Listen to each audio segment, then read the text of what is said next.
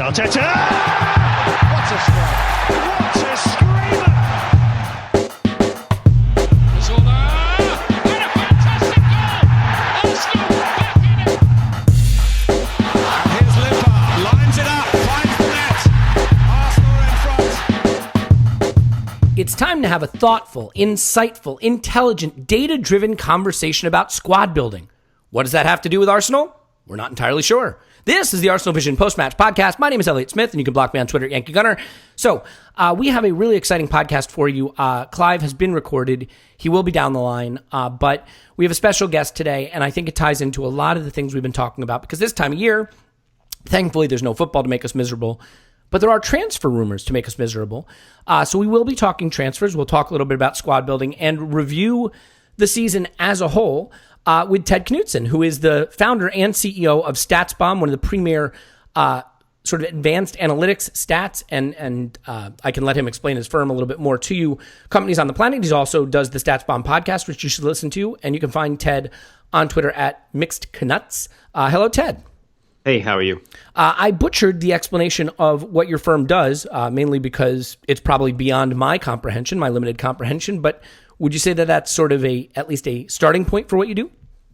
Analytics and consulting in football. I used to work for Brentford and Midtjylland, and then after I left there, before then I worked in professional gambling for a decade. But then after I left Midtjylland and Brentford, started up StatsBomb as a company as opposed to just a blog, which started in 2013. And so we work with teams from like the bottom of the English sort of league pyramid all the way up to the top tier of the Champions League, including like PSG. If you watch the LAFC documentary, you might have seen some of our stuff there as well. So we consult kind of all around the world. But yeah, we have data and analytics, and we use that to guide our football recommendations. Fantastic. I don't know if you saw it apropos of nothing, but David Hill wrote an article for The Ringer that everyone should read, and I'm sure you would love if you haven't read it already, called The Rise and Fall of the Professional Sports Bettor, talking about how sort of William Hill and the European model has been destroying sports betting. So it might be something that people would find interesting. But so let's dive into Arsenal, and I think I can disclose that Arsenal is near and dear to your heart, right? So I am technically a fan, even if it's occasionally a rocky relationship. Yes, absolutely. Well, and this season sort of pushed it to its limits. So I guess we should start just first of all with Unai Emery. I'm curious, we did 2 different podcasts around the time Emery was announced as the candidate. I think it took us a little warming up to the idea. We had sort of been excited by the unknown that was Arteta and kind of diving into a project that was sort of unknowable. And he was an Arsenal guy and someone that I think people were interested to see whether proximity to Pep Guardiola, any of that genius had rubbed off on him, but it wound up being Emery. When that was announced, I mean, did you have any preconceived ideas about Emery as a coach and what your thoughts were about him becoming the coach at Arsenal? It's probably easier if I explain my stance on Arteta. So I know people in and around the club and have for a while. We run in similar circles. Sometimes I even get to talk to them in person. But and the feedback from people inside the club was that he's really bright. And actually, I know people from around Man City or some people who worked with Arteta on his licenses, and they also had like positive things to say.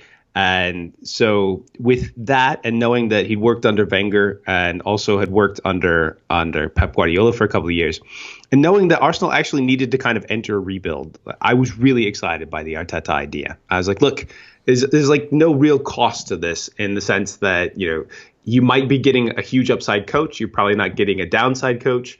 We're not expecting that much from Arsenal this year, because there's some squad rebuilding that needs to be done, because the tail end years of Wenger like sort of had some decay, not unlike Alex Ferguson's tail end years. And so like I was actually really on board with that. And then it didn't happen. And I was very frustrated with it. And I said a tweet, I think maybe last June, that my worry about Arsenal was that they would lose kind of the funky attacking movement and patterns that they had under Wenger. And then that the defense would probably get a little bit better in that it would be, like, press a little more and be a little less deep block. But that combination of stuff, while people were learning especially, would result in something that was worse to watch and not any different in performance. Yeah. And I think that's kind of how it worked out. Yeah, I have a spoiler warning about the defense getting better, though. Yeah, not quite what we were hoping for, but I think part of that might be like Holding going out was not a positive. Like more Mustafi, I think, is never a positive at this point. No, that's fair. And by the way, for those wondering, my voice is a little froggy. I have not been drinking nonstop since the end of the Europa League final. I'm just not on a lot of sleep. But let's not have that distract from what I think is a really sort of interesting start to the summer and maybe concerning for some people. And I want to go back to something Raul said. Did you see the Raul and Vinay interview, the 2-part interview that the club put out? I saw some of the recaps of it. Mm-hmm. Well, so I'll just mention something that I wanted to get your idea on whether you thought that this is how data should be used, because I think there's a lot of people that are curious about how the club is using data. And obviously there's stats DNA at Arsenal that's, at least you would think, providing the kind of data that you generate and consult with clubs about, or something similar to that. And Raul was asked about using data and using analytics to fuel the squad building and player acquisition, targeting, things like that. So he said that we go and we look at players, and then we look at the data to help us avoid making mistakes. And that felt really backwards to me, because to me, what that says is then you're only ever going to be looking at players that know through relationships, have been referred to you, that you go watch, and then you're only using the data to verify what you've seen, where I would think that what the data allows you to do is find a subset of players that may be otherwise unknown to you or unknown to other clubs that have characteristics on a spreadsheet that are things you need. Then you go watch them and see if your eyes tell you what the data is telling you. Do you feel that maybe Arsenal is not using their data the way they could? And how do you think about Raul's explanation about how he thinks it should be used? So I think I should start by saying that I have huge respect for the people at StatDNA. I think they have very talented people. They hire talented people. Their ideas about football seem to be consistently very strong. I've been at different conferences with them. I was lucky enough to present with Sarah Rudd at the Barcelona Analytics Conference alongside like some giants from basketball. Also, Will Spearman from Liverpool was there. It felt very lucky to kind of be in that room. So I have huge respect for them.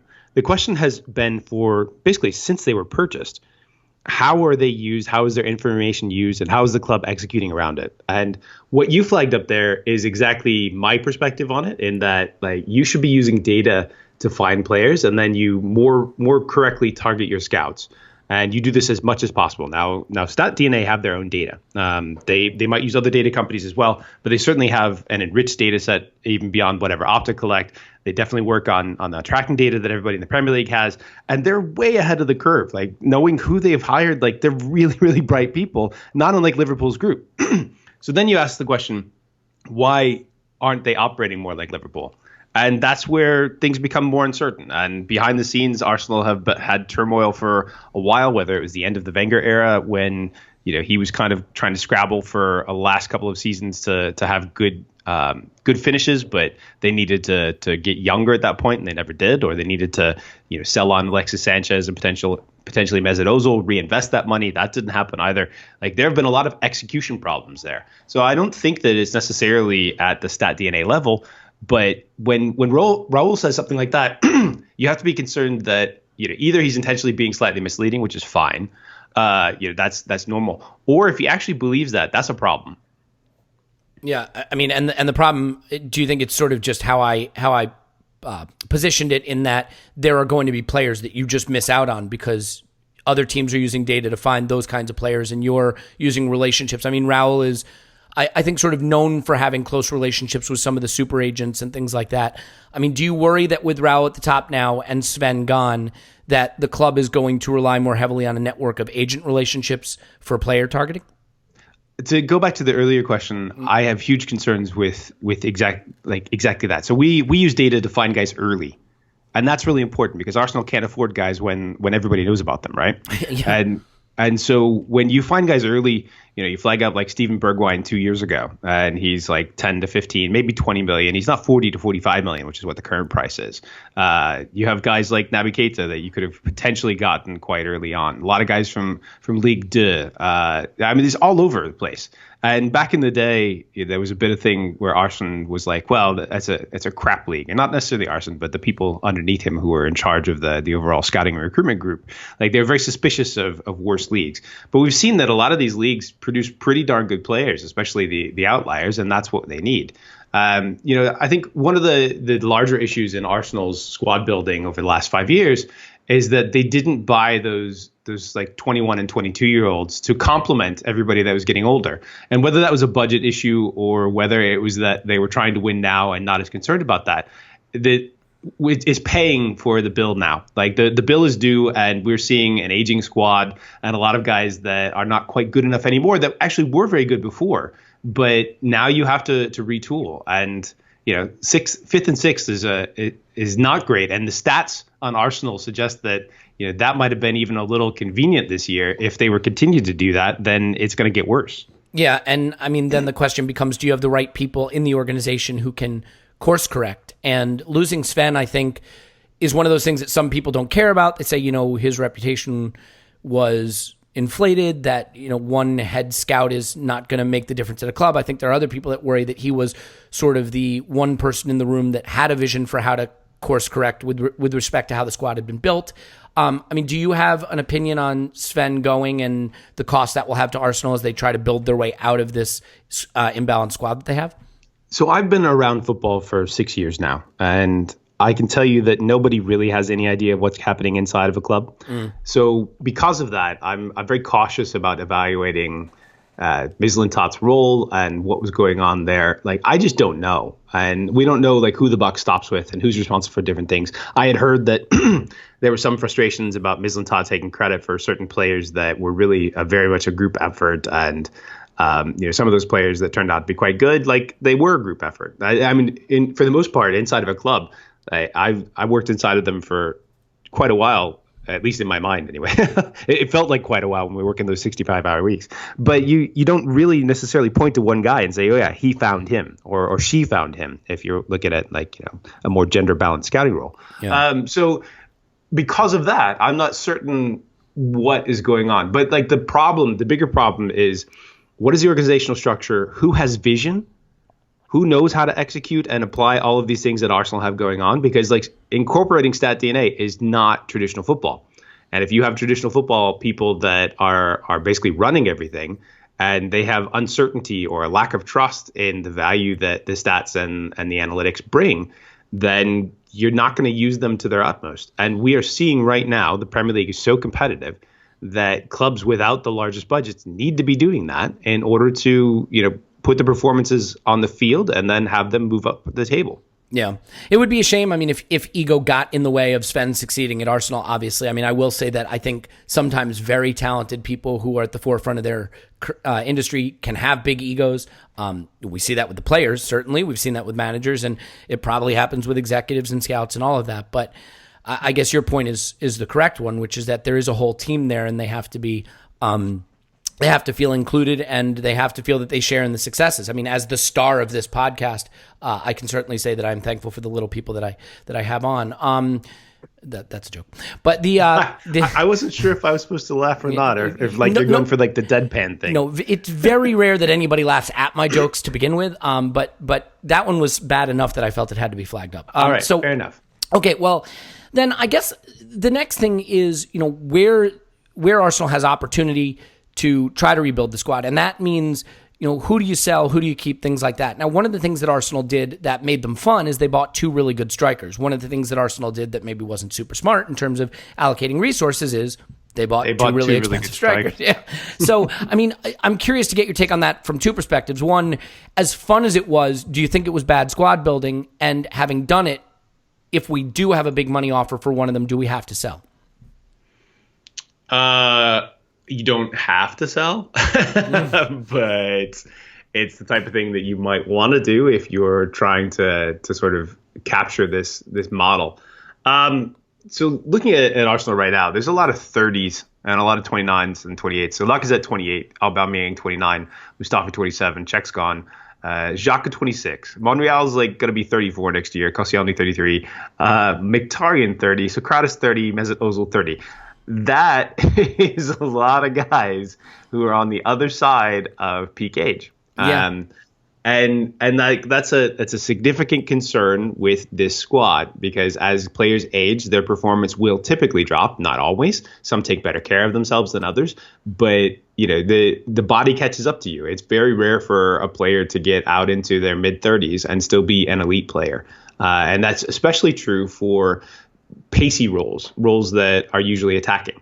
So if China comes in for Aubameyang at essentially the price that you paid for him, you sell him. Mm-hmm. That's. I mean, it makes me sad, but it's the right move, isn't it? Here's the thing: like when you own a team, you have to kill your darlings. You cannot hold on to guys well past their peak. Occasionally, you can, like if you know that they're really good and they come from like your academy or something like that, or they're leaders, that's fine. But if a lot of your squad is like this and you always want to hold on to them, the fact of the matter is football never really stands still. Whether you want it to or not, you can have the same squad year after year, and that squad will deteriorate in performance. Or it can get better if you've got a young squad that is then sort of potentially improving together. So if you've got that heavy of a load of players that take a lot of minutes that are fairly old, you probably need to move a couple of them on. And if you've noticed, the best clubs do, right? Like Liverpool have moved on plenty of their top guys and reinvested. If you trust your team, your recruitment team to reinvest, that's the way to do it. Real Madrid are super reinvesting right now. They're reinvesting in guys they're sort of younger or peak age. They got rid of some of their best ever players, and they'll continue to do so because that's what you have to do in order to compete at the elite levels. Arsenal have a bit of age that needs to be chopped off. Like we need to trim the tree so that the rest of it can grow. Well, I mean, there are some seedlings, so to speak, at the club that could grow, and I mean, one of them is Matteo Guendouzi. He was a polarizing figure this season, I think, because he's a 19-year-old who played 2,000 plus minutes in the Premier League, and in a season where we weren't particularly dynamic, and so some people say he must be good. He's a 19-year-old who played 2,000 plus minutes in the Premier League, and some people say I didn't really see what he did that was so special. I'm personally on the side of the fence where I think he has the potential to be a superstar. And that being able to contribute to the first team at that level, at that age, is a really good sign. But I'm open to the idea that it's not totally clear what position is best for him and what characteristics of his game are his strongest suit and will go on to be the core of what he does for Arsenal in the future. So I'm curious if you think that was a home run acquisition and if you are as high on his potential or maybe have some concerns. No, I really like it. I think that he is versatile. That's one of the things that makes him valuable. Having two guys in midfield that feel like they can cover ground in Torreira and Guendouzi, it also feels like a positive and slightly unusual for what Arsenal have had. And, if you're a 19-year-old and you're playing a lot of minutes in the Premier League and you don't look out of place, which is significant for him, there's a good chance you're going to get to be the point you're really good. And so that's really promising. Torreira also exciting young player, broad distribution, gets stuck in, is has no fear. Really enjoyed that. Holding getting injured was, I think, a big blow actually, because he was starting to look really stable and that was positive. The youth in Arsenal that we saw this year was pretty good. I like Iwobi just fine. I don't know if Iwobi's going to be a long-term starter because you probably want your wide forwards to score more often, but he's certainly a useful player either as a wide forward or an 8, and physically he seems great. Arsenal have probably their best youth crop that they've had in ages coming through, whether that's Reece Nelson in Europe and Ketia. Emil Smith Rowe, I think, is another one that people are pretty high on. Exactly, and Willock started to play at the end of the season a little bit. Yeah. You have to be really careful about those guys, though, because if you're 18, 19, 20 years old and you get a lot of time, you wear down. And Arsenal fans should be more aware of this than anybody else, because we have seen a lot of super talented teenagers come through the club that got burnt out from playing them too much in their early seasons when they're playing against full-size men and their bodies are not quite ready for that. Well, I mean, so how do you balance this? I mean, if you're a Saka, if you're a Nelson, if you're a Willock, if you're an Nketiah, Smith Rowe, and you're either being loaned out or you're playing, with the reserves, you're not getting first team action, and you see Arsenal linked with a guy like Ryan Fraser, a 25, 26-year-old type player who's very middle of the road, who had a good season but isn't, a super high-end talent. Is that a signal to these academy players to start looking for their future elsewhere? Do you have to be concerned that, look, it's one thing if you go after super elite talent. But if you're going after a guy like Ryan Fraser, are you sending a bad signal to your academy players and risk pushing them away? I'm not sure. It depends on how ready the academy thinks they are. At Midtjylland, we had a great academy. We saw a number of really quite good players come through, despite the fact that the entirety of Denmark only has about 6 million people. They were developing, sort of mid-Champions League players at least once every other year. And we were able to trust the academy advice on how good they thought they were and how ready they thought they were. So if you trust your academy, they're probably able to say, oh yeah, we think that this guy, might need a loan here or there. And in fact, they brought on a loan officer to manage all the loans and to help manage that transition to the first team.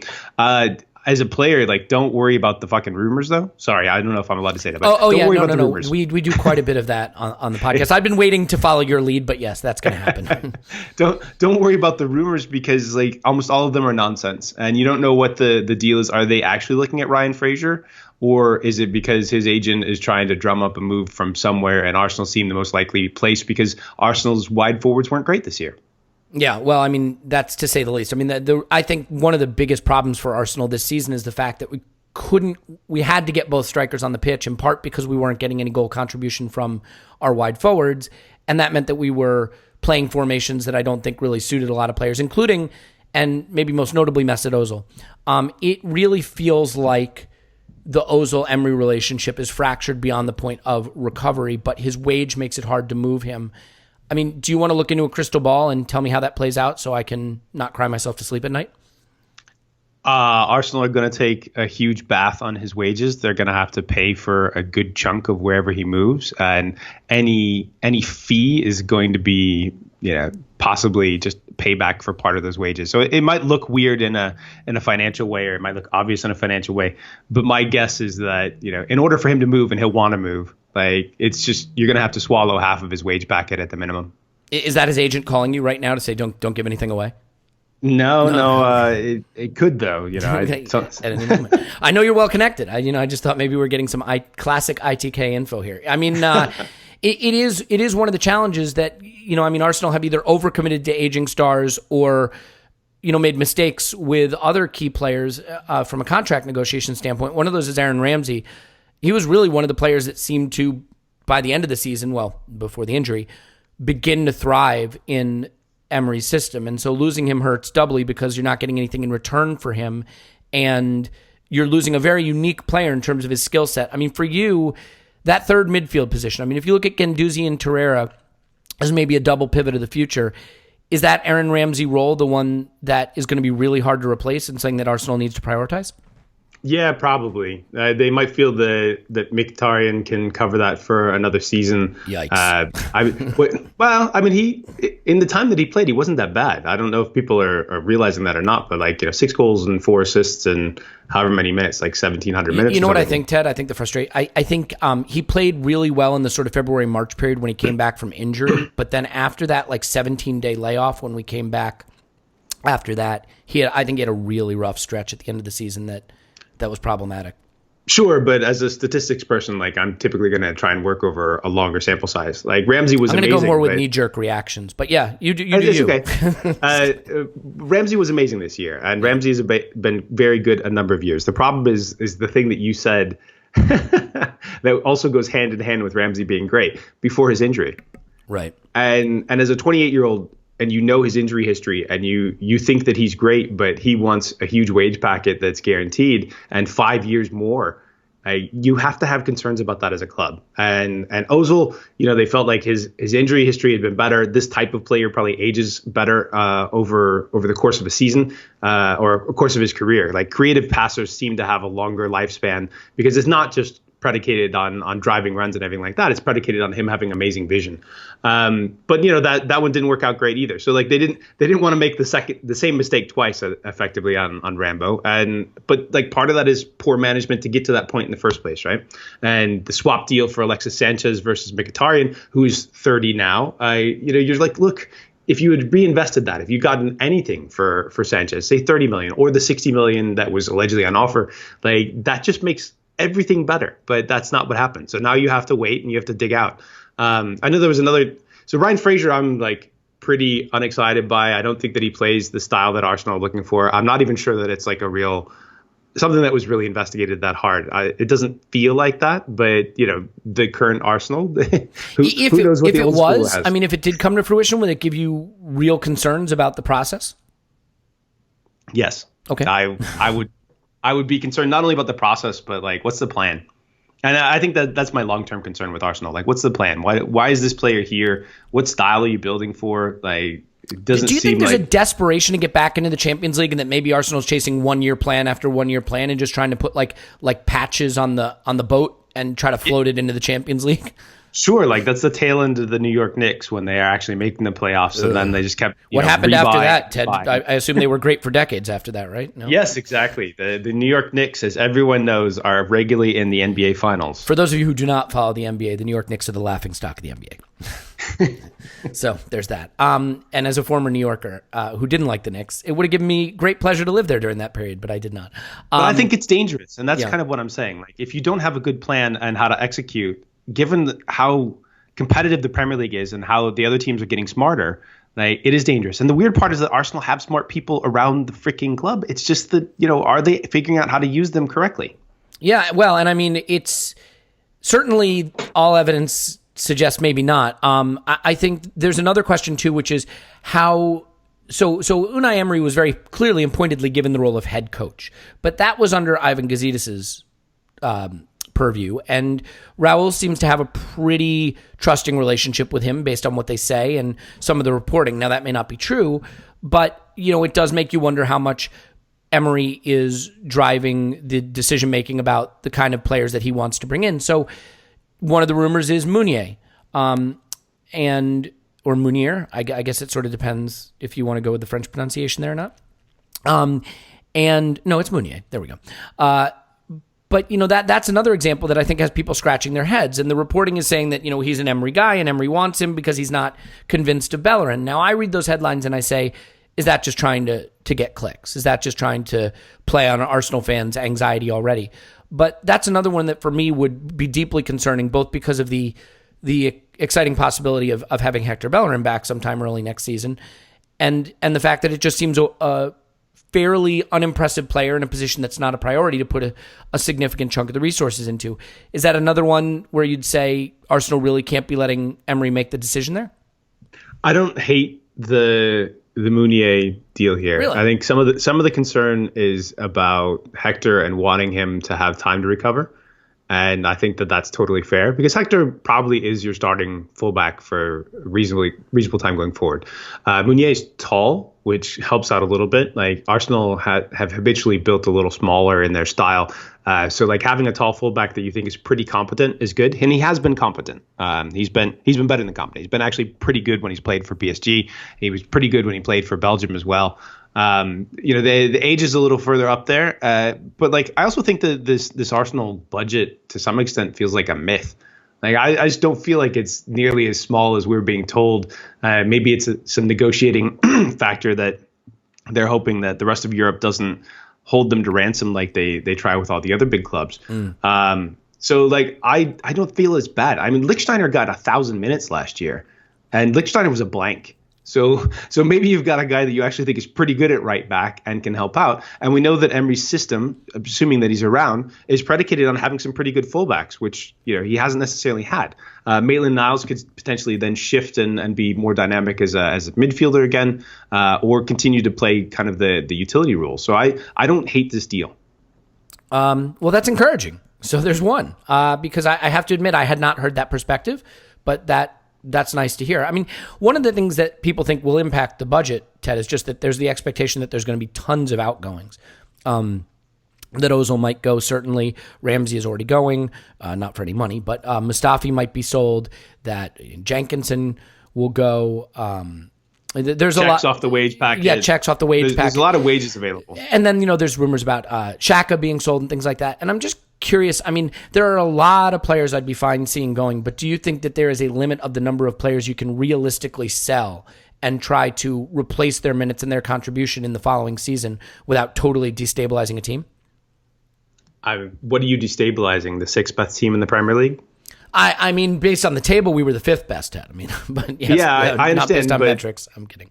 Well, no, you got lucky that Manchester United had Jose Mourinho in a third season, and so suddenly like they're not even particularly competitive, despite the fact that they actually were most of the time. So like there are a lot of teams that are in slight chaos. Arsenal benefited from that, but assuming that they straighten things out a little bit, whether they were the fifth or the sixth, it doesn't matter. It's the same thing, right? Right. Yeah. So to your point, there's not a whole lot to lose. I mean, you don't worry about Arsenal tumbling down the table, at least for any length of time. I mean, Wolves are getting better and they have money. Everton look like they might have money. Newcastle could be getting, a lot of money. I mean, do you have any concern that this is a kind of tenuous time for Arsenal where some bad decision making could lead to the club finding themselves even more mid-table for a longer period? Well, I do have concerns about that, but we look at Liverpool, who finished 7th and 8th for a long time and then straightened things out and started to execute correctly. And now where are they? So it's not like it's gonna bury them if they take on some pain. That my concern is that you've got half of the squad that is 29 years old or older, and that you're not rebuilding it for the future. Well, yeah. All right. So then let's get to the final sort of two topics that I think you can't talk about Arsenal without talking about the owner and the coach. Stan Kroenke gets a lot of, I would say, justified anger from Arsenal fans. But it's not always clear why people are angry with Stan Kroenke. I think, for me personally, I just wish that he had a more clear, decisive vision for the club that was well articulated and filtered down through the club. And when people weren't doing their job well, they were removed or decisions were made sooner and smarter. I mean, I think Arsene Wenger was allowed to stay probably longer than he needed to. Ivan Gazidis, I think, probably a similar situation there. Stan seems to have a model where he runs his sporting franchises by letting the people who are there just run the thing, and he's kind of an absentee landlord to that extent. Other people think there's a much more nefarious element to it, that he's pulling money out, that he's financing stadiums in LA with it. I think a lot of that is off base, but I'm curious whether you think that Stan does put a hard cap on Arsenal's ability to compete, or if you think that Arsenal can operate like FSG and that Stan doesn't prevent that in any material way. I don't really have any clarity or ability to answer it. I know I get frustrated from time to time, and I wish that Arsenal didn't have this sort of hard cap and that they could just make up for mistakes and reinvest. But part of that is that they didn't buy the young players that Liverpool were able to then sell on for premium. So without Suarez, without Coutinho, 14 or 20 million and 8 million respectively, that then got flipped around into something like 80 and 120. Like Liverpool aren't where they are, right? So it's got to be a long-term plan, and you've got to be able to do it right. I think we're just in that period where the end of Wenger has made everything unclear, and so because of that, and also Gazidis leaving last year, who clearly seemed to have a plan and then went on to Milan. It's just really complicated, and I'm not surprised that it's there. I don't know who to put the blame at, and I know everybody's frustrated, but you got to give a little credit to the fact that some of the teams that didn't used to be good got really good. Yeah, and I mean, I think the counterpoint to the idea that Stan fully holds back Arsenal is we did go buy Lacazette, we did go buy Aubameyang. I mean, I'm not aware of any purchases or contracts that we weren't allowed to make because Stan said no to them. So maybe it is just about having smarter people in the right positions to make better choices. So, I mean, as we wrap up, look, Unai Emery had a pretty rough first season. I think, he got lucky by overperforming the underlying metrics early in the season with the long streak of not losing games, but then the regression came and it kind of came back to bite him. I'm probably using regression wrong there and you're cringing, but hear me out. So the question I have for you with Unai first and foremost is just, did you enjoy the football he brought to Arsenal this season? I think for all the focus on results, rightfully so, and all the data and stats that we have to tell us whether Arsenal played well or didn't play well, it's still about watching them play and enjoying what you see. Did you enjoy the brand of football that he brought to Arsenal? No, it drove me nuts. All right. How do you really feel? So, I mean, how much should that matter when evaluating a coach? I mean, in your opinion, should that be a big part of what a coach is there to do? It matters a bit, and it's not just in my opinion. Like we've done a lot of research on this stuff, and some of the things that Emery is doing are antithetical towards shifting the probabilities in your direction, which is what you need to do in order to compete on a lesser budget than the rest of the league. So basically setting up in the first half to be quite defensive, and then making adjustments for the second half. Like if you're good at it, great, but like why don't you set up in the first half to do it right and then make the adjustments anyway? Why do you basically concede the first half and then have to go after the game in the second half? Like it's poor strategy. Some of the things that frustrate me is it feels like he makes too many adjustments to the opponent. One of the things that was always fun about Arsenal is they had a style. Like they were like swashbuckling, and they would get cut apart on the counter because of slow center backs and defensive midfielders who occasionally got caught too far upfield. But it was an enjoyable style to watch. And last year I challenged almost anybody to find an enjoyable style in what Arsenal did, especially on the attacking side. So that's one of my frustrations. And we didn't bring in significant pressing. So that was we did press. Arsenal pressed moderately well, but not in the same way that the other teams who are successful at it do. So another frustration. But I mean, I know before we wrap up, we also have to make sure that we talk about at least one or two of the young transfers that are a little more exciting, right? Okay, yeah, we got to leave everybody with. We got to have a little rainbow. Yeah. Okay. So the rainbow is transfers. I mean, this time of year it gets really ridiculous. I don't know if you were on Twitter at all yesterday. I think the high point was someone pretending to be Xhaka's cousin, saying that he was off to Inter, which within 6 hours had been debunked as the person not being Xhaka's cousin. So that's sort of the reliability of any of the rumors. But I mean, there are some names out there: Claude Maurice, Saliba, Chukwueze, and Kunku. Let's start with Claude Maurice. I mean, I know. Start with nothing and then figure out what's less than that, and that's what I know about Claude Maurice. So what should I know about Claude Maurice? So Claude Maurice is actually interesting. In our data, we look at Claude Maurice, and one of the similar player profiles that show up is Nicolas Pepe.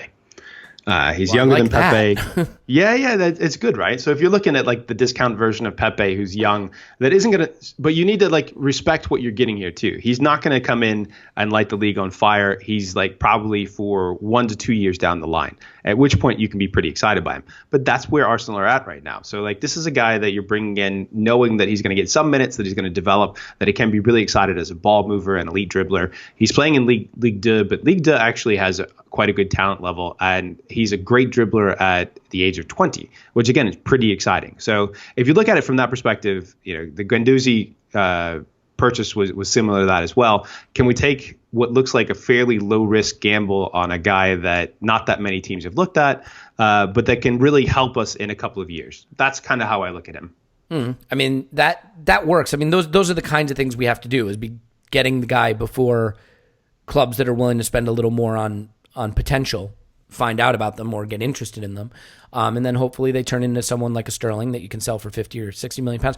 But before we get on to another name, that's another thing. I mean, do you think that the focus on, hey, let's buy a guy so we can sell him for big money down the road is kind of a soulless way to look at football? I mean, one of the things I find myself doing all of a sudden is thinking, oh, we should get that guy. He could be worth a lot of money in a few seasons.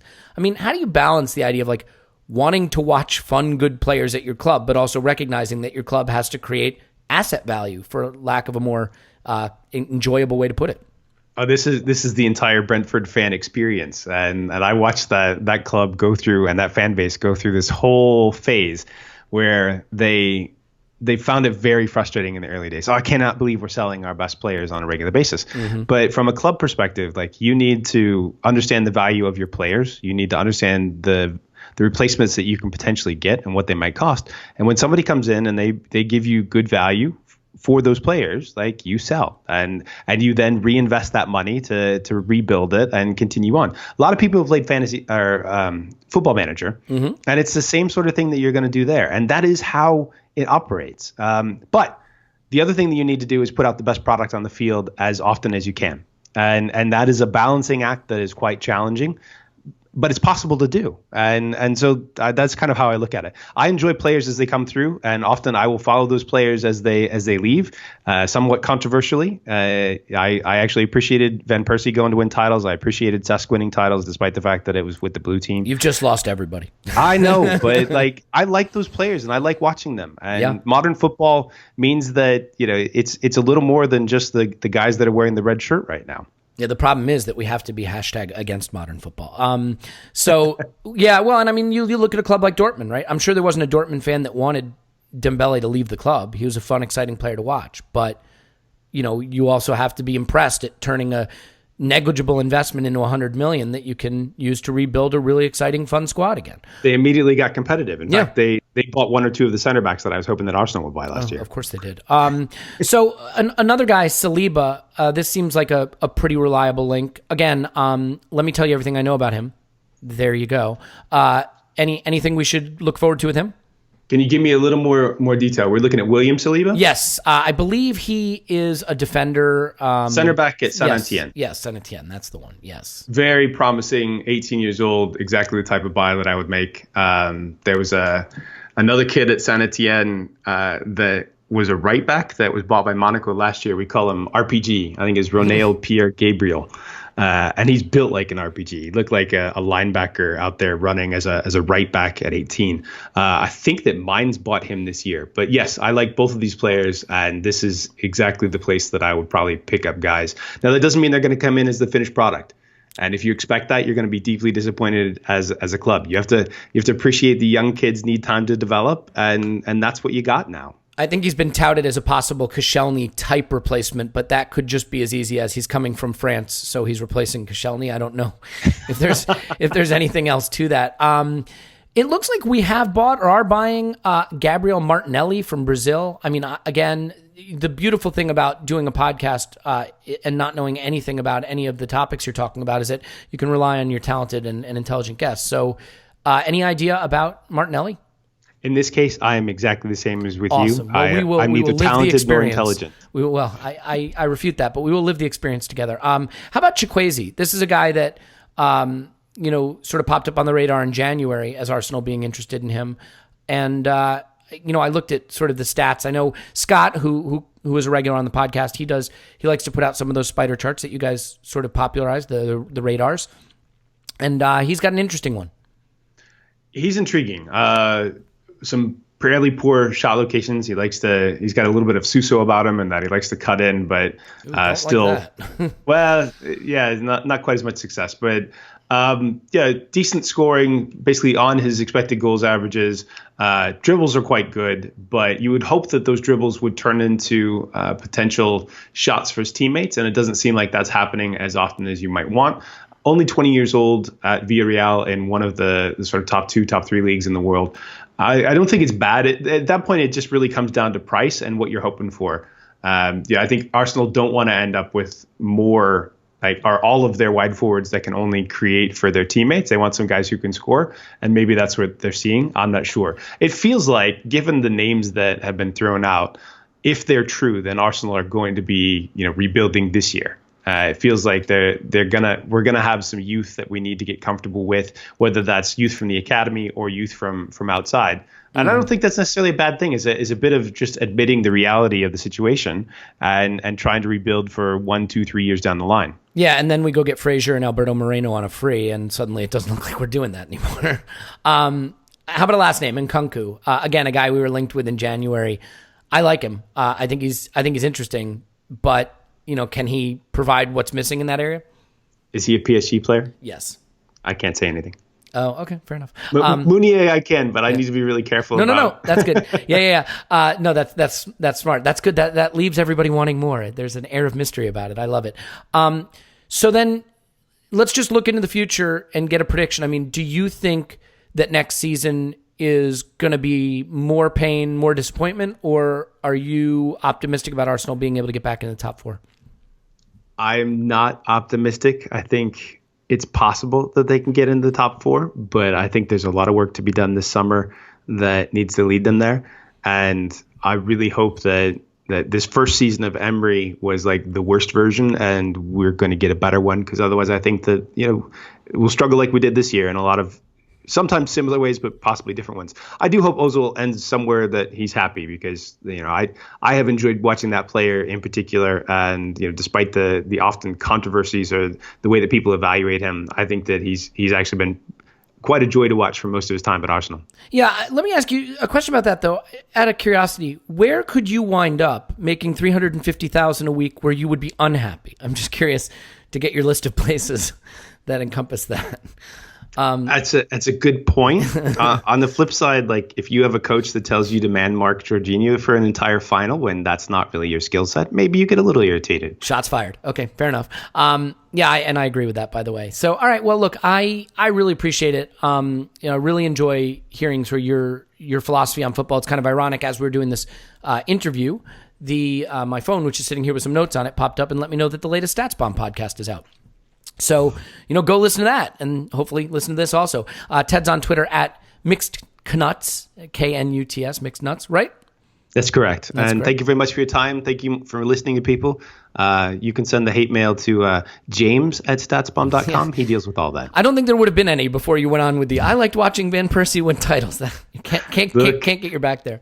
I don't necessarily even like Van Persie that much, but God, he was a glorious player. And that left foot.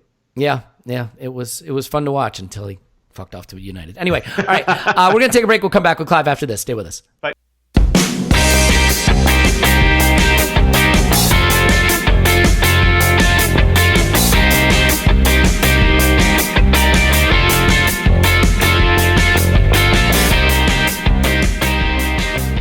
All right, we're back. I think that was a really interesting conversation. I'm glad we got to do it. I want to talk to Clive now and get a perspective on, where we are as a club, where the squad is going, how to fix it, and how to look back on this season with a little bit of distance, hopefully now, and maybe a little bit of perspective. And Clive is certainly one for offering perspective. So Clive's on Twitter at ClivePAFC. Hello, Clive. Hello. So look, I made the point on social media a few days ago that it seemed to me in the wake of the Champions League final, when the season was really finally fully over and the reality of everything had sunk in, that the tide started to feel like it was turning much more strongly against the manager. Now, look, I want to caveat the hell out of that by saying social media isn't the real world, that doesn't mean that's what everyone's thinking, that my feed may reflect a certain bias. I don't think so, because these are people I've been following for years and years and years, and they're people that I don't think of as being hysterical, myself excluded, but I don't follow myself. Obviously, I block myself. So, I sort of want to get your take on, first and foremost, the mood and whether you feel it's starting to shift a little bit and why you think that might be.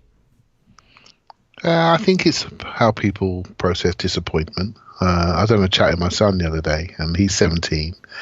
And he was talking to me about, Dad, you were lucky you were there. You were there in 89. You was on the streets for 2-3 days. You were there. I was there in 87 when we won the Littlewoods Cup. I saw the cup finals. I was there when we beat Everton. I saw the 93 cup finals. I was in Copenhagen. I was there when Naeem scored from the halfway line. I was there in Paris. I've seen a lot of the big occasions. And so I have my own story, my own journey, but I've seen the highs. I've been on the You better parades. pray your iCloud doesn't get hacked. I've seen the highs, right? So I have my journey, and I sometimes think about my own son who's 17. I think about his journey, and I think, okay, what about the younger generation? What have they seen? They've seen a few FA Cups, which were great, but they've also seen a level of discourse and division, and by which I think the club's been defined by. It's been defined by the Wenger period, potentially last 5 to 7, 8 years, where we've been maybe divided about him. And I think that's conditioned our behaviours and reactions to disappointment. I think it's conditioned us to look at the person in charge. And I think I can't blame people for that. You can never blame people for how they feel. I think the game is all about how you feel, how the game makes you feel, and how you feel when you engage with it, however you engage with it. And we're part of that, Elliot. For some people, we are part of that engagement. So, and I think people do feel a level of disappointment, and they're focusing on the manager, and that's their prerogative. And the difference between fans when I was, bowling around Copenhagen with my 24 Canter Stella under my arm. The difference between fans then and fans now is that we can look at data, look at information, look at analytics. We can see the underlying numbers. We can see our XG, goals against, goals for, our shot creation, chance creation, everything, shot position. We can see it all. So we can flood ourselves with information and we can call ourselves informed. And then we can say, well, that's enough for me now to point the finger at this, that, or the other. Right? And I think that's part of the new football journey.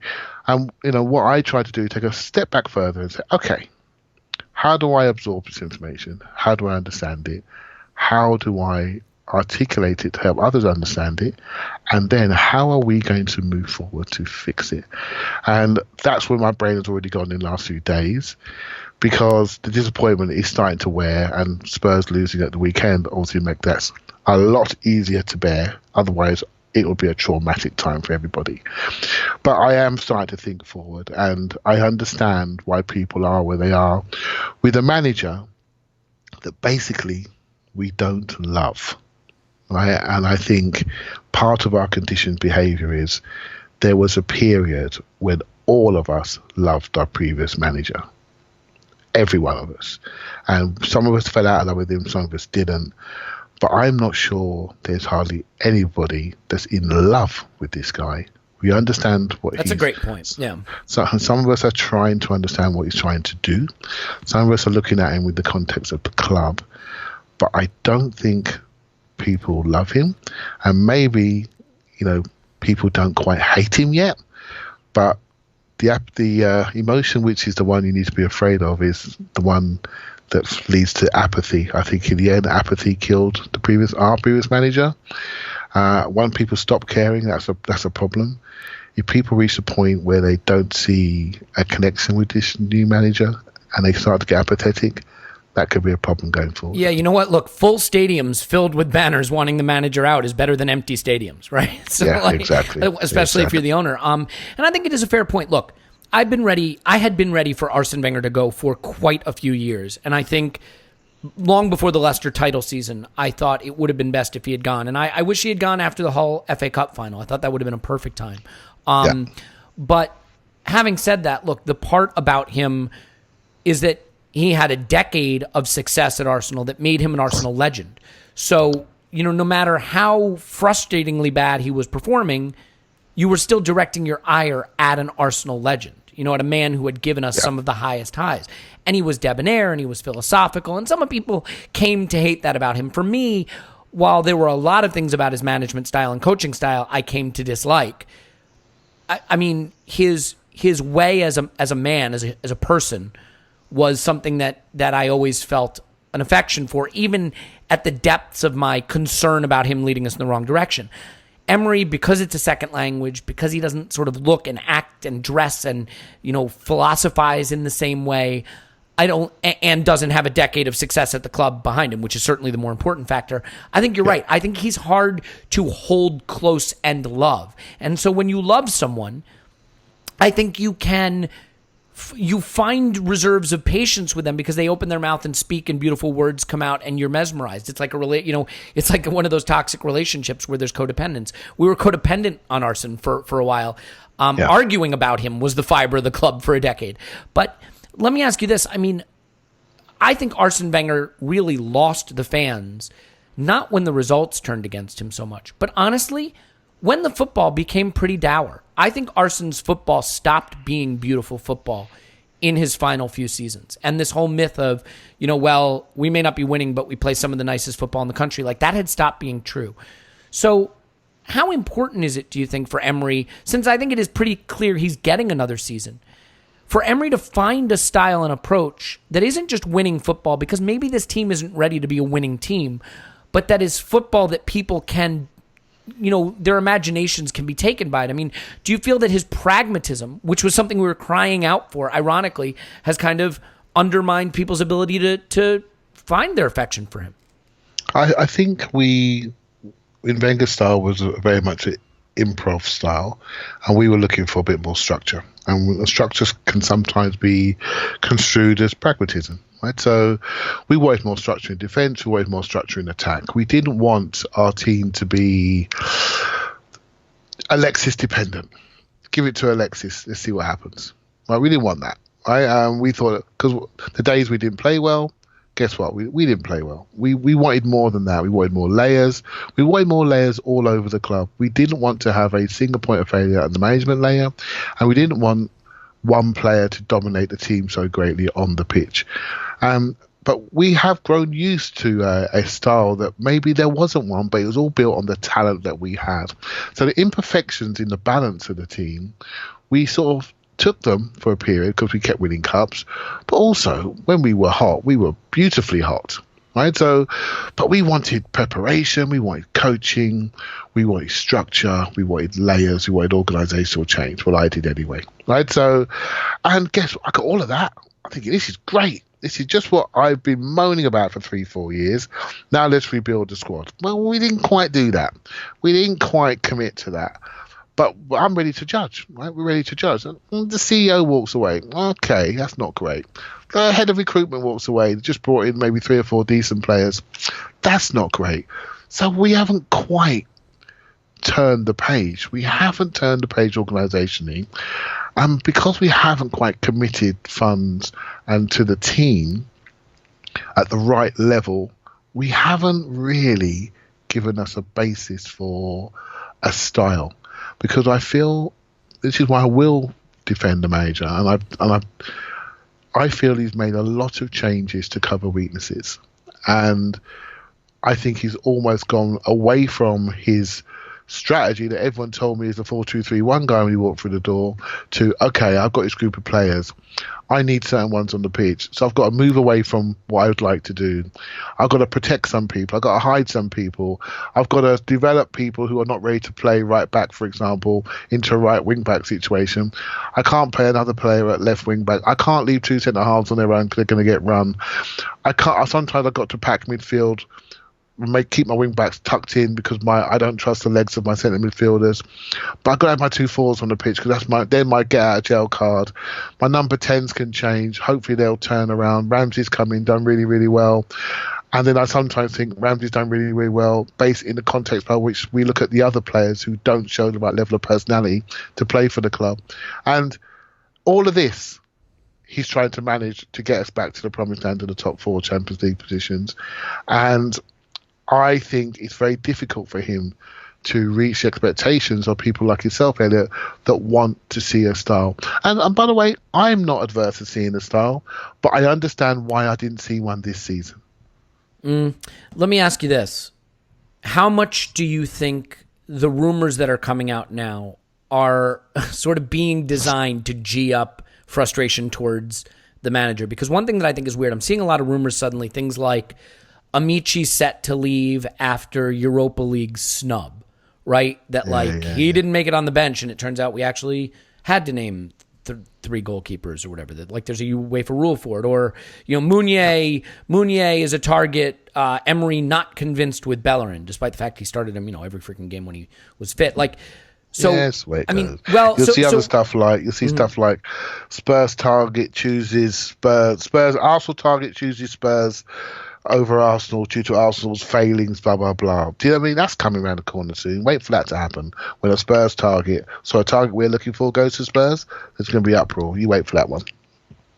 Yeah, that sounds great. Well, the good news is Spurs don't actually buy players, so we don't have to worry about that.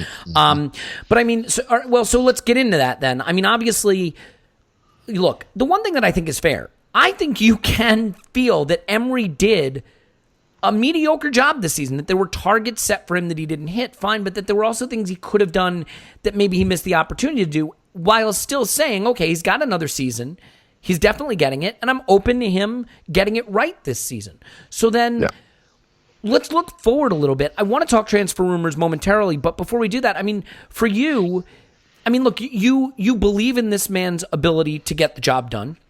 You've spoken about him as a cleaner, and I think that resonated with certain people. But for this next season, how important is it, do you think, for him to start to instill a core philosophy? And does he need certain players in certain positions for that to happen? What does he have to do this summer to make next season a little less murky on the pitch for the supporters and for the players? I think last year we were going through a part of the change cycle, and I was more confident when I saw the team behind the team, and then that team dissipated. I think we're moving into a period of the no excuse period for Emery. I think there will be no debate who bought the players. There will be no debate that they're the players that he has had a party to. You know, you could say, given the way transfers work, that some of the players that were picked last year were not, he may not have had a massive involvement in. And I think this year that there's no debate. He would have had an involvement in the players that come in that have been targeted. So that's going to be very interesting. And then if you're going to be targeting players and they are players that you want, then there is no excuse for you not to implement your style on those players. I think once I see that, I think, okay, well, you've got to now do what you are, be what you are, which is a coach for football matches and to get results. I was never convinced by people telling me that Emery had a particular style. I just think he's a competitive football coach. And it's quite interesting that, you know, Wenger had a rotational style, players moving in and out of spaces on the pitch, very flair-based players. He went from a physical team when in his early phases to a much more number 10 team, moving the ball, sharp combinations with talented forwards to put the ball in the net. And then when some of that talent waned, I think he made some defensive selections that made us weaker and didn't allow him time, his offensive talent, time to deliver. I think Emery, if he wants to do anything, he needs to absolutely give himself a platform by which to play. And I don't think we're ever going to see him or anybody succeed until we produce a defensive team structurally that allows us to see a style develop. And you can't build anything on sand, Elliot. It just won't work. It'll just work for a period of time, then it will fall over. Do you think that the structure at the club can support any manager, but this manager, to take us where we need to go? I mean, so here's the thing. We are on the precipice right now. We have a lot of players that have to be sold. We probably have a lot of players that have to be bought. We have a manager who, whatever your opinion of him, you know, seems to very clearly not be able to get where we need to go with the group he's got now. How likely is it that Raul and Vinay and, you know, Edu's not even here yet, and, you know, I'm going to butcher the name, Kajagugu? Yeah, Frank. Yeah, that guy. You know, is our scout now. Like, do you think that any coach, let alone Unai Emery, can be successful right now with the way the structures of the club? Do you think he has the people in place to support the project to get it done? I think he did when he arrived, funny enough, and that disappeared. That's the perception I had. We had 3 or 4 people hired him, and 2 of those people immediately disappeared, you know, within 6 months. So that's a problem. That is a problem when you have 3 people hire you and 2 of them are not there anymore. Right, so that is destabilizing, and I don't think any coach could have really succeeded massively last season, apart from the stellar ones that we all know, because we all perceived they would be better. And but I do think the most important thing is to develop an environment where someone can succeed. That is the most important thing. You've got to create a no excuse environment. You can't have excuses for players, for coaches, for anybody in the club. You've got to create something where you come in and this is what you do, and there's no excuses for you not to do it. Once you take people's legs away, then there's always an excuse for failure, and you can't have that. I do feel strongly, whether you support the manager or not, as a club, I don't think we've treated our managers very well historically and our superstar people very well. I think we overburden managers. I think we overburden superstar players. We ask them to do things that they can't sustain. We overplay certain players. We don't manage people's careers correctly. We don't manage people's contracts correctly. We overpay as well as overplay. And I think our identity has been defined by a multiple of bad decisions. And this is what we have to change. And we've only got to look at Liverpool. I know everyone's looking at Liverpool, but their decision making from top to bottom in their club over the last 4 to 5 years has been outstanding. And it's those decisions by key people in the club that have allowed them to have a team on the pitch which mirrors the identity of the manager. And the manager, let's talk about him, for example. He came in, talk about his heavy metal football, and he did that for 2-3 years, and he tripped up. He lost finals, he tripped up, he lost major games. He kept running around in an unstructured way, and he got picked off on key moments. But what did he do? He identified his problems. He added 3 players in Fabinho, Van Dijk, and Alisson. He solidified the team. And what he actually did, Elliot, was he allowed the team to play at a lower gear. He allowed them to be able to play calm, because I've given you serenity at the back. You've got no goalkeeper thrown in the Champions League final any longer. You've got structure in your centre midfield. If people want to get physical with us, we can run with them. We can outrun anybody. But we can play a bit too. We can carry a bit too. We can arrive in the box like Wijnaldum does also. And if teams sit in and they don't give us the spaces, we can bring on Divock Origi, who's 6'10", and he can win it in the air for us in critical moments and score goals physically. They're able to fix problems. And now look at Arsenal's team, right? We've got our key defender in Koscielny, who's aged, only came back after a 7-month injury. If you pick on him and you overrun him, or you go on the other side, you look at Socrates, you're not sure what you're going to get from him. If you want to go down the fullback side, well, you can go down Monreal's side. Monreal got picked on by Lukaku about 5 years ago playing for Everton, yet he's still in our team, right? Straight away, that's a weakness. We've covered it up by playing him as a left centre-half, when really we should be looking at ourselves then and saying, you know what? Someone's picked on his weakness, his speed, his power, lack of power in wide areas. We need to develop past that, but we haven't. We still got him here, and we're still trying to manage that situation. And if you do that, you can see exactly the same amount of goals we did previous season. That's exactly what we've done this season. On the right-hand side, we know Bellerin, who is a very good player. He's getting better every minute he's out. Maitland-Niles is his backup. We know he's more of a midfielder stroke winger, but we've played him there consistently for tens of games. We haven't got what we need, right? We haven't got what we need to develop any form of platform or style from that position. That's a key problem for us. Key problem to be able to manage game states and manage different problems that teams present us before we even get into midfield and our ability to cover the ground, and before we even talk about our ability to connect to our top 2, which I'm sure all the stats show we've decreased in that area. So we have things to fix, but there is a way forward. If you know there is, and it's not as difficult as it has looked. And I've been thinking a bit about this. It's not as difficult. You just got to remember what a good team looks like. Remember how you feel emotionally when you're watching and what's not there. And then that should transmit itself into transfers. Transfers. You want to talk about those? Yeah, I don't mind. I don't think anybody listening would mind. I know that gets the clicks according to the kids. That's what they tell me. So, well, let's talk about that a little bit then. There's a huge debate. I mean, the thing that has changed so much. It's so interesting. Having been on social media for a long time, talking about Arsenal and writing a blog and doing a podcast now, and interacting with supporters. And obviously, I don't get to the stadium with the frequency you do, so I don't have that perspective. But the way we think about squad building even has changed so much. For years we were bitching with Arsenal.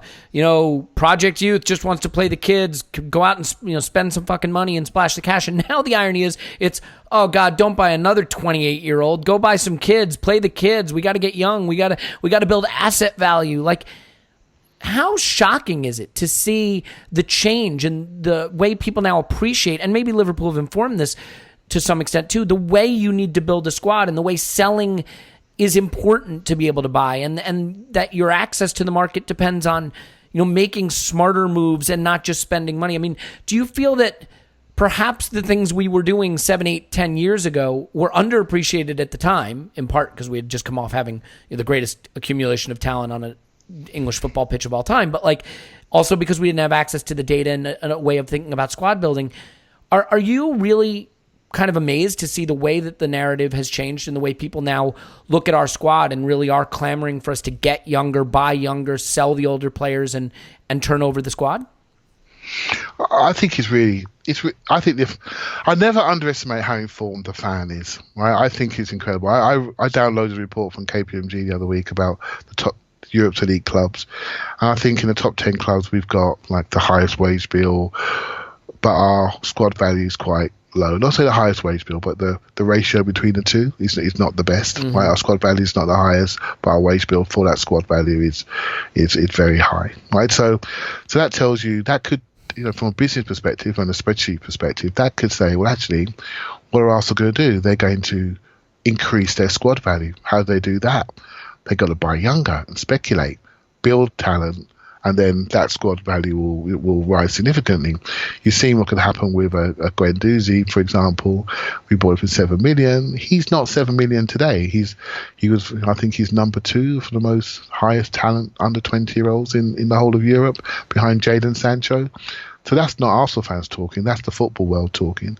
So that tells you what you can do if you recruit smartly, right? So do we trust that to continue? I'm not so sure. So some people look at it that way. For me, Elliot, being a football man, I look at it from a on the pitch perspective. What do we need to do to fix what we're seeing, right? And I look at it from a football, and I look at it and say, okay, we need the ability to play a back four and play over a high line. That's very important for his team. It's very important to compress the space. We can't do that today. We're playing back threes to fix problems and weaknesses, and we're making the pitch too big for too long, too many periods in the game because our defenders are aged and they're looking after themselves. We need the ability to have speed and intensity in centre midfield and sustain that by having 5 or 6 players that can do it, not just 2 or 3. Right, so that's really important. We have to have the ability to protect the exterior of our team, on the sides at fullbacks and at the back in our defence. It has to be something that people can't decide they want to bully us physically or they want to take us for runs. If we can stop that, again, we can dictate and control the play more and control the story of the game. And lastly, I think we need to have the ability to play against a deep block. We haven't got that today. If teams give us the size, say we're going to hold the box. Your mate Giroud, we used to have that player, bring him on as a plan B. We haven't got that player now. So when we buy a forward, there may be a couple of things we need to be looking at. We need to be looking at the ability to carry or the ability to have size in the box. And I think it's one angle that I think we're really missing. And I know that a lot of the numbers about Arsenal, some of them are mid-table numbers, but we've managed to execute on our goals. And so that gives us the points maybe above what we should already have. But what Arsenal are lacking for me is something very, very simple. They lack a player that says, give it to me. Mm-hmm. Yep, that is for sure. Alexis, look, he was washed, but that's what we lost when we lost him. Give it to me. We've always had that. Vieira, give it to me. Emery, give it to me. We've Cesc Fabregas, give it to me. Just give it to me. Right? And Mesut Ozil's not that player, right? I mean, for better or worse, whatever you say about him, he's never been that player, has he? He's a player that would look good alongside all of those players. Yeah. But he hasn't got that alpha personality. Right? He hasn't got it. Yeah, he's got the alpha number on his shirt, he's got the alpha wage, and so he gets misunderstood. And we all expect him to do everything, but it's not him. There are players out there that say, Van Persie, give it to me. This is what we've grown up with. We've grown up with an improv manager with give it to me players. Is part of the problem there? I mean, is the fact that like our star striker, and this is with all due respect to Lacazette, our star striker is Aubameyang, and he's a last touch of the ball guy. He's an Inzaghi. He's a Van Nistelrooy, right? He's a guy who wants to be on the end of moves. When your star player is a guy who doesn't want to be involved in build-up, you can run into that problem. Yeah, you can. So he's our star player on outputs.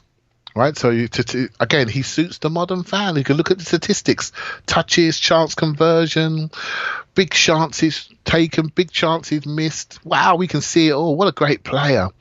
But you know what? The demographics of football, a football team. When we got disconnected in that cup final, there was nobody out there saying, "Give it to me." Well, nobody. The good news is we're going to be able to give it to Ryan Frazier, who can pass it to Alberto Moreno and then fire it into, I don't know, Eddie Nketiah. Let's talk about some of these ridiculous targets. I mean, the latest one breaking right now is we're going to go for Alberto Moreno on a free. Then Unai Emery wants him. We're going to get Meunier apparently for $20 million on the right side.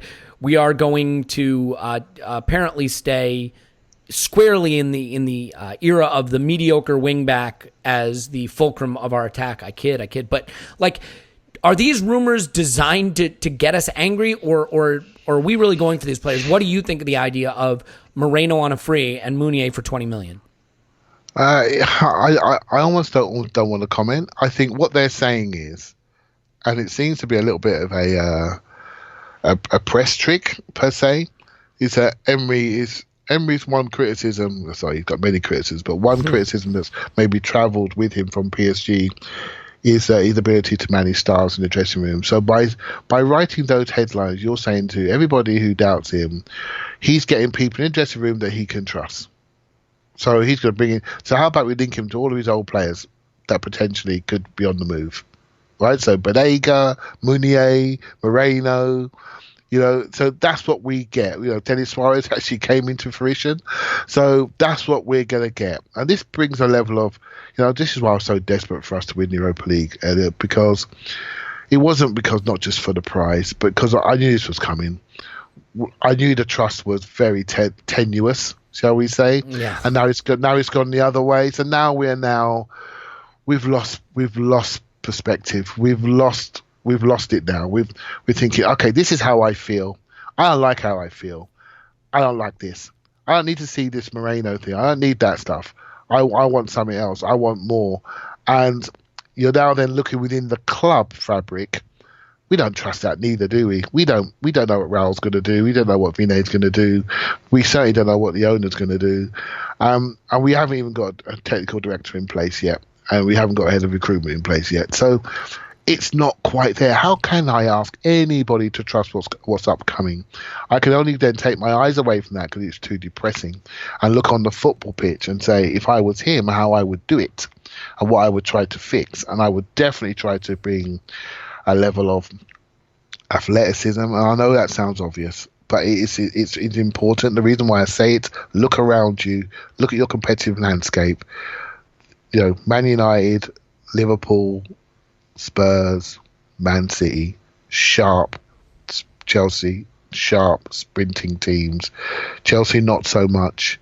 They're not in a better place than us. Spurs' best team was a couple of years ago. It's not now, and they're going to reach some problems. They got 18 more points 2 years ago. They're not in a great place, right? So don't think they are. Their average age is about 0.3 difference in their squad. The balance of that squad might be slightly better because they haven't got the aged players we have, and we're a bit older, we're a bit young, but the average age is still not great, and the contractual situation is not where it used to be. Manchester United are not in the best position. Chelsea, we don't know even they're going to have a manager, let alone be in a transfer ban. So there is an opportunity there, but these teams are outrunning us, they're out physicaling us, they're out intensing us. We have to fix it, and we have to have the ability to offer another problem outside of our front two. It's a key thing, and what we're relying on in our attacking midfield spaces is a lot of inconsistency, very little goal scoring, not much chance creation, and we need something else in that area, and to change how people defend against us and how they plan for us. And it's very important we focus on that. And in the end, Elliot, it's a game, we spoke about it before the pod, is how you feel about football. And I really want to see players that when they receive the ball, I actually get excited. I'm not sure what they're going to do. It's really that basic. Well, excitement can be bad, right? You could say when Mustafi gets the ball, I'm excited. Like I'm excited, I'm nervous, I'm terrified. That's a form of excitement. We have that. Yeah, exactly. Yeah. So there are players, defensive players that have been mentioned. That are. There are many good players out there. It just depends on what you believe our transfer budget will be, and then what we'll actually end up doing. I think you agree that we need to get younger. I mean, do you think that? Let's just quickly touch on sales. I mean, Mustafi has to go. I assume you agree with that. Yes. Yeah, I think if I said to listener on this podcast, they're not stupid. We can all rattle off the names really, really quickly that are going to go. We know Czech, Lichtsteiner, Jenkinson, El Neni. Potentially, you go into the maybe Koscielny, maybe Mustafi, maybe Ozil if we Monreal, can. Monreal, Ozil. These are all the names that are in. They're to be debated. Well, let me ask you the big one. The big one is: would you sell either of the strikers if the right offer came in? I wouldn't say that's an impossibility. I think I would rather not, if I'm honest with you. I like those two. But I could go against some of the things I've actually previously said, because I love Patrick Vieira, but we sold him, I felt, too soon. I love Gilberto, but we took him out of the team too soon, in my opinion. But in hindsight, it was the right time. You always want to go a year too soon rather than a year too late. And we've got too many that are dying on our pitch. And it can't happen. It's not how you run a football club. It just can't happen. Now, if Arsenal were able to get a couple of wide forwards and move to a structure that me and you would both like to see, Elliot, but the only way we could do that is by selling one of our central forwards and then buying a second centre forward to help provide funds for the wide forwards that we need to buy. I can't say that's the wrong thing, because that's what I want to see. We can't play two forwards every week in the structures that we need to play, because we can't always load up midfield in that like we like to do against certain teams. So either we stay with them, buy a third forward who's a winger that could also play in the central area, or we decide, no, we're going to now cut the cord. We're going to move to a structure and a style that we truly want to buy into, rather than try to fudge our way through to the Champions League. Yeah, well, I mean, I'm fine fudging our way to the Champions League. I just don't know that we can. So we tried it this year. It didn't happen, did it? We tried it this year. We tried to fudge this group through to Champions League, and we blew it. We blew it. Yeah. So what do you think about some of the comments that have been coming out from Granit Xhaka? Let's just sort of end on this. I mean, he's an interesting one. He gave an interview very, very recently. In fact, I'm seeing the quotes for the first time as we're recording this, so I apologize to you if you have not seen them. But, talking about our season, the thing that's interesting, two things. One, he says, in an objective way, we can say that reaching the Europa League final and finishing fifth in the league is a successful campaign. Then he says, but I don't look at it from that perspective. I look at the season from an emotional perspective. When you are fighting for a place in the CL and end up losing as many unnecessary games we did, you cannot be satisfied. That's why I'm not pleased with our campaign. So a little bit contradictory there. But then he says, between Arsene and Unai, both are extremely professional and meticulous in their work. A small contrast is that Arsene always looked for playful solutions, whereas Unai acts out of a good defensive order. I mean, people are going to seize on that line, I think, in particular. People, when I say people, I mean me, obviously, hysterical idiots. Yeah. But, we gave up a ton of goals. I don't know that we were particularly defensive. People want to buy into this narrative that Unai tends to be a little more conservative and defensive in nature. I mean, how do you read into those comments? First from Xhaka saying, in some ways this is a successful season, finishing fifth and making the EL final, and then sort of talking about Unai having an instinct that's more out of a defensive order. I don't think anyone could argue with that. I think you'll look at the absolutes and say, well, we conceded 51 goals last season, we conceded 51 goals this season. So what's he done? And I could counter that and say, well, Monreal's a year older and a year worse. Koscielny is a year older and literally walking around the pitch with a set of crutches on. Mustafi is Mustafi. Socrates was a new player that's come in and has done 7 out of 10. The goalkeepers probably give us 7.5 out of 10. But you wouldn't say that a goalkeeper was a massive issue the year before. We had Peter Cech. So, but he's been an improvement in our team, in my opinion. We brought in a 34-year-old free transfer right back. We lost our right back with a season-ending injury. We lost our promising centre-half with a season-ending injury. So there are mitigating circumstances for those numbers. And I do think to maybe the way Emery responds to that adversity is to be a little bit more cautious in the centre of the pitch, where maybe Wenger may have loaded up the offensive areas and said, I want to try and score my way out of this. Right, but I think we scored a similar number of goals last season. I think maybe one different this season. I think we scored one less. We conceded the same, but we were I mean, look, I don't want to go XG crazy here, but I will say we dramatically overperformed our XG this season. Our shots were way down. Our big chances were way down. Our XG was way down. Now, again, I'm not saying those are the only thing that mattered, just pointing it out. Which mirrors what Xhaka said. I think we'll try to maybe hold games, control games, rather than to play our way out the games. Hence why we took a lot of slapping against the big teams when in the Wenger eras, but against the lower teams who were a bit afraid to play us, we could outscore them and outplay them. And that's how he chose to break free. So I think, I think Xhaka's a very interesting player. I think what he says there, I totally get. We can decide how we want to accept it and absorb that information. But he's an interesting player because I actually think he's quite pivotal. Or he could be, for many different reasons.